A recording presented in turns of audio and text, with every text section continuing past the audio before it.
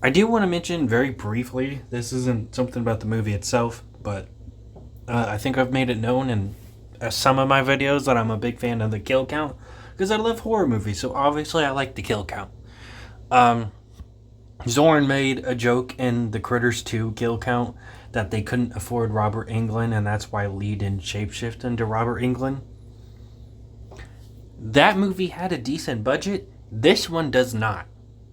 Both the third one and fourth one had a very, very low budget. Yet they have fucking Brad Dourif and Angela Bassett in it. I just find that hilarious. Um, but yeah, let's talk about the movie. There ain't much to talk about. It's not very good. Apparently, they want to do like the Alien plotline. I'm pretty sure it's a similar amount of years too. Like Aliens, I mean the sequel. Ripley like wakes up like 55 years later after cryogenic sleep went wrong. She floated into space and they just didn't find her till way later. So basically, everyone she knew, even if they had survived the alien attack, would have been dead or really old. Um, this movie does that plot line. I don't know if it's really copying Alien, but it's very similar with that. Charlie's you know floating in space for like 53 years. I believe they had said 15 years earlier though. They randomly make a character that had been a good guy throughout the entire series, all four movies. Sure, he made a very brief appearance in the third movie, but they weren't like hinting at him being bad in that movie. Um, Ugg is a villain in this movie out of nowhere. He shows up in the beginning of the movie, tells him to go to the station. Then we don't see him for the rest of the movie until the very end, where he shows up and kills Brad Dourif's character and slaps a woman, and he threatens to kill her too. He is just full villain mode. The only excuse they have for why he's a villain now is people change, Charlie. That's all he says. There's this very pervy dude named Rick, who's also really sexist, who tries to sneak up on Angela Bassett's character in the shower. She punches him for it. So he gets pissed about that and decides to break open the pod that the critters are in, even though he was specifically told not to. Um, then he gets killed by the critter. The critter, like, goes into his mouth. I guess it's a unique kill. I personally thought it was a little dumb. I think if something goes in your mouth, you could just bite down on it, right, and kill it. It's not like an alien, in like the alien movies. Like, if he bit down, it would kill him too.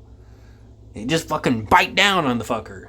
Um, there's only two critters, so obviously they have to be spare with them. We can't kill off a critter very early on like any of the other movies. Um, so the first critter gets killed like hour in after it gets shot. Um, I think the subtitles are probably the weakest in this one. Um, there just isn't that many funny gags in this movie. Like the sequel had bitching. The first one had one of the critters saying fuck. The third one had some subtitle jokes. This one really, I only really remember one subtitle, and it's like one of the critters. I guess it's like a mom and a dad probably telling the other one to go get the kids. That's the only subtitle I remember in this movie, and I like those little gags.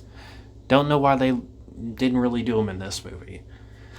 Um, Even though fucking Charlie was a bounty hunter with Ugg for 2 years, Ugg doesn't believe that Charlie can kill him, that he never could do something like that.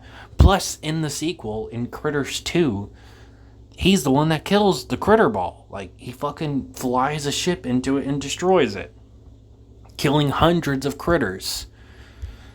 And he was gonna kill the critters at the end of the third movie, but was told no by Ugg because that would make them extinct, which they immediately break that plot line in this movie.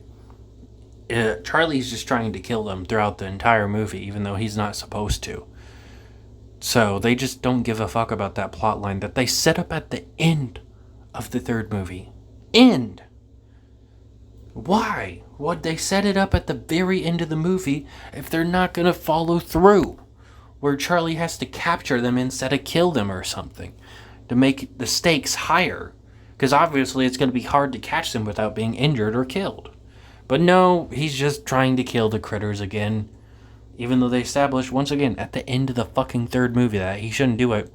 And this movie opens up with a good 4 minutes, of the third movie. So we get that established again in this movie, that he shouldn't be killing these critters.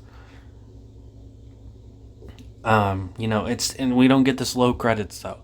They show us the ending of the third movie. The last few minutes of the third movie as the opening to this movie. Kind of lazy. The third movie did a similar lazy thing where they just showed us a bunch of clips of people dying from Critters 1 and 2. And it took up a few minutes of airtime. Just strange decision, in my opinion. Oh, and it's not a criticism of the actual movie itself, but when I was watching the third one, I forgot to mention this, I'm pretty sure. The sequel. They call Bradley's grandma female number 1 in the subtitles every time she talks. Wow, okay. But yeah, Charlie kills one of the critters by shooting it, but he also destroys the ship, so they can't leave. But they kill Ugg and his little henchmen. Well, they don't kill his henchmen, the critters do. And then they just take the ship and they're all fine. There's more human deaths in this one. Ugg dies, Rick dies, Brad Dourif dies, and a few of Ugg's henchmen dies, and this character that didn't have that much of a personality named Bernie also dies. They should have gave him more to do. But he ends up dying because for some reason he's obsessed with pills. He knows that there's something on board, but he doesn't really believe in it, I guess is the excuse. He doesn't believe it. So he just decides to go to the pharmacy and steal a bunch of pills for who knows what reason. And then the critters kill him. I barely remember him being a character in the movie.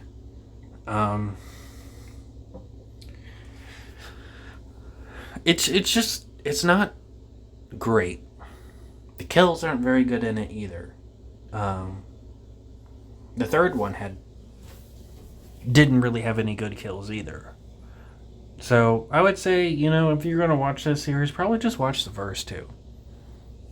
If you want to watch all of them, you can. But in my personal opinion, the first two are the only ones that are worth it.